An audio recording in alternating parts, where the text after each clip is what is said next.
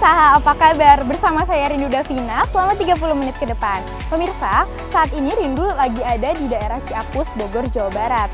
Nah, di daerah Ciapus ini banyak sekali masyarakatnya yang mencoba berbisnis UMKM di dalam bidang tanaman, baik tanaman hias maupun tanaman herbal. Seperti salah satunya ini nih, Nafisa Plant ini. Nah, apa pemirsa pengen tahu gimana mereka memulai bisnisnya? Terus kenapa di daerah Ciapus ini banyak sekali pebisnis tanaman?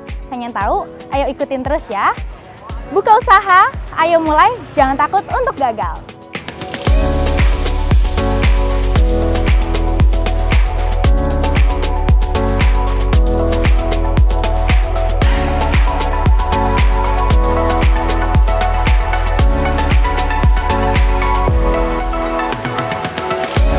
Pemirsa, kayaknya kita seru kalau misalkan cari tahu tentang bisnis tanaman ini ke pemiliknya langsung. Yuk, ikutin yuk.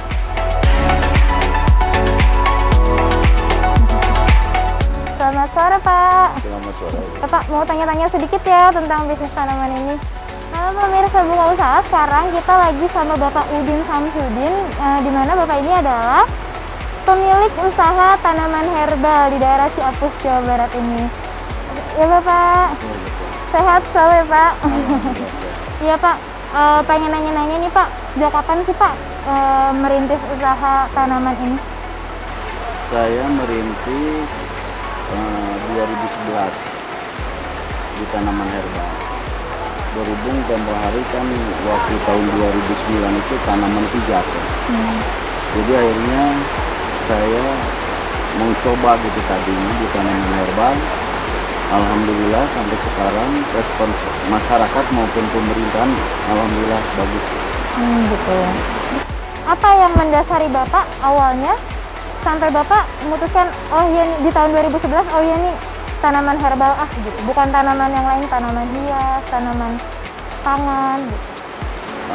Soalnya banyak tanaman kayak herbal kayak kunyit, jahe itu mereka kan banyaknya itu hanya umbinya aja yang diambil, terus harganya juga relatif nggak mahal. Tapi kalau kita di polybagging ada daunnya itu alhamdulillah petani itu agak sedikit keangkat harganya.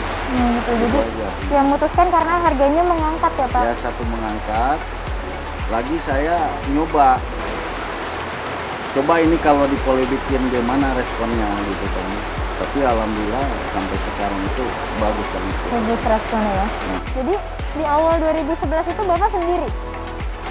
Saya pertama sendiri sama anak buah saya, coba kita yang ada di tanah dicabutin, kita polybagging, cobain gitu, nyoba-nyoba. Akhirnya masyarakat maupun sekarang dari ibu-ibu KWT kayak terubus juga kadang-kadang, tapi cuman dia nggak langsung ya, dia orang lagi ngambilnya dari saya juga.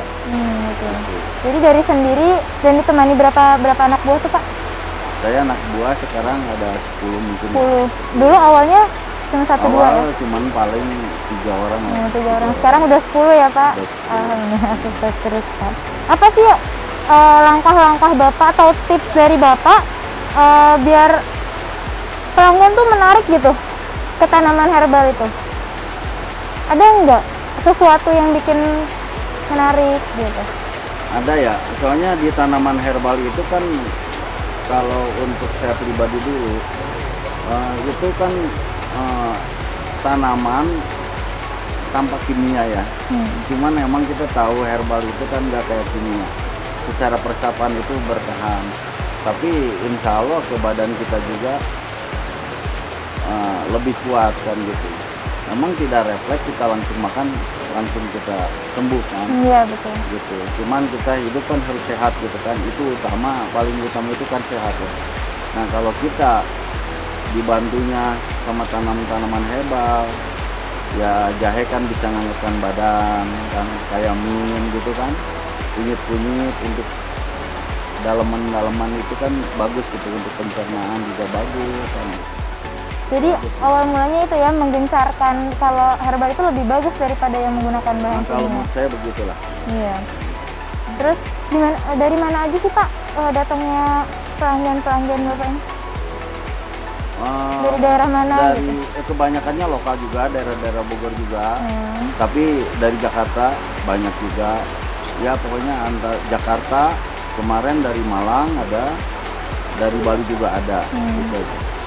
Mungkin dari yang jauhnya dari daerah Kalimantan. Oh ada tuh ya ada, Pak? Dari Padang juga ada, dari Padang.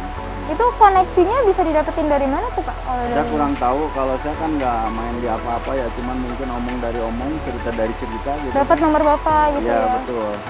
Berarti koneksi dari mulut ke mulut itu penting banget ya Pak? Penting banget. Oh gitu. Emang kira-kira si pembeli ini bisa beli berapa tanaman sih Pak? Terus tanaman apa yang paling banyak mereka minta itu biasanya apa? Untuk sekarang yang dianjurkan itu kan ada 6 ya dari pemerintah itu ya untuk sekarang itu. Tapi kalau dulu itu emang saya punya tanaman herbal itu sampai 150. Tapi saya dilihat mana yang peminatnya lebih banyak itu yang saya dibanyakan. Contohnya? Nah, contohnya yang dari pemerintah itu harus bisa untuk pencegahan ya. Ini kan kita bukan obat ya, tapi hanya pencegahan aja. Di antara lainnya kan jahe, serai sayur, serai siri hijau itu kan, kunyit, terus lengkuas. Ya satu lagi itu kalau nggak salah kemarin teh kelor itu. Jadi di antara 6 ini kemarin kan sempat ada viral juga ya. Iya viral. Sempat viral. Ya emang kebetulan saya emang udah ada kejadian COVID itu, kita emang udah ada. Saya kan merintis dari 2011 gitu. Dan memang terbukti ampuh untuk antibodi tubuh ini ya Pak ya, meningkatkan daya tahan tubuh ya. Daya tahan tubuh insya Allah lah gitu. Untuk bibit-bibit gitu Bapak dapetnya tuh dari mana? Tadinya kita ngelola sendiri, berhubung kita nggak ke ini ya, anggaplah kita nggak kelola sendiri gitu. Akhirnya sekarang punya petani, plasma aja sama petani kita, dia bikin, kita udah siap jual, kita baru diambil.